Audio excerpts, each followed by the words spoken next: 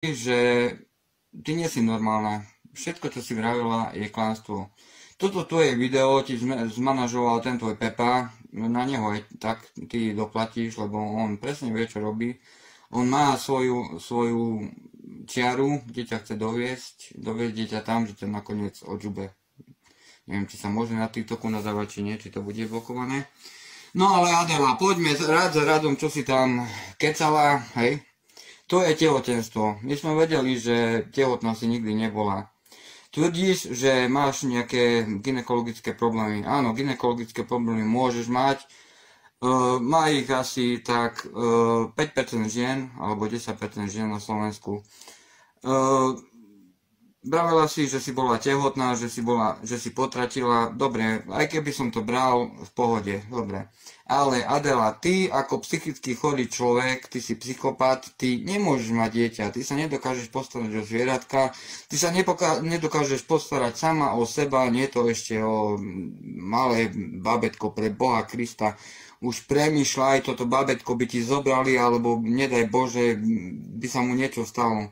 Adela, si nezodpovedný človek, si nedokážeš žiť svoj život, proste žiješ ho na hrane, toto nemôže byť a nikdy nedospie k rodinnému životu.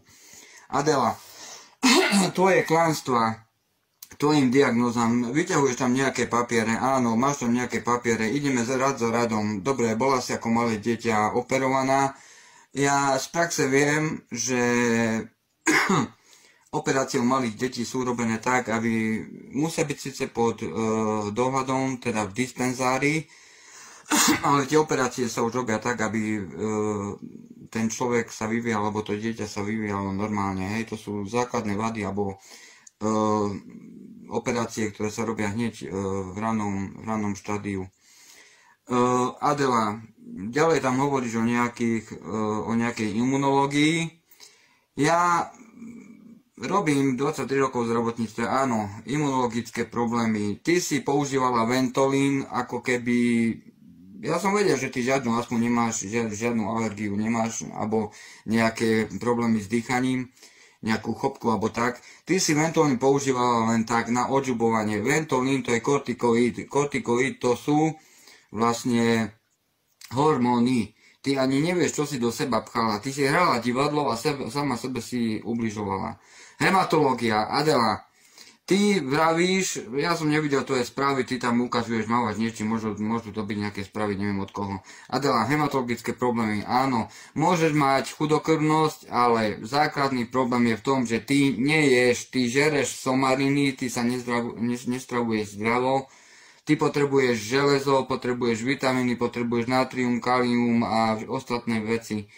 Adela, ty aj keby si bola tehotná, na základe toho, ako vyzeráš, ako sa stravuješ, ako žiješ, by si aj tak potratila. Ja viem, že som hnusný, ale toto je pravda, toto treba povedať. Hraješ divadlo, pýtaš, žobreš, kade, tade, odžubovala si ľudí, deti a to nie je v poriadku. Adela, právne je to kvalifikované ako citové psychické vydieranie, je to trestný čin, je to úžera, je to podvod. U nás, neviem ako v Čechách, za to môžeš kľudne dostať 8 rokov natvrdo. Adela, si uvedom, ty si zavadzala, klamala, citovo vydierala ľudí vo svoj prospekt, svoje obohatenie sa.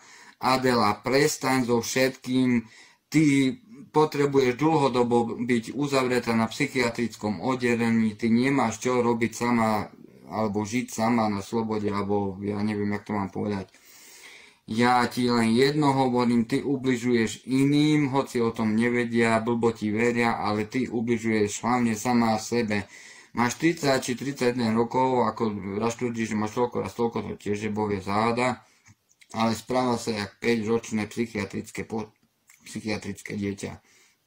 Adela, prestaň žobrať, prestaň klamať ľudí, ty si sa nezmenila, nezmeníš sa, sama sa nezmeníš. Priateľ ťa nezmení, priateľ ťa chce len využiť. Adela, potrebuješ odbornú psychiatrickú pomoc a potom môžeš nejak začať žiť. Tak zatiaľ toľko, ahojte.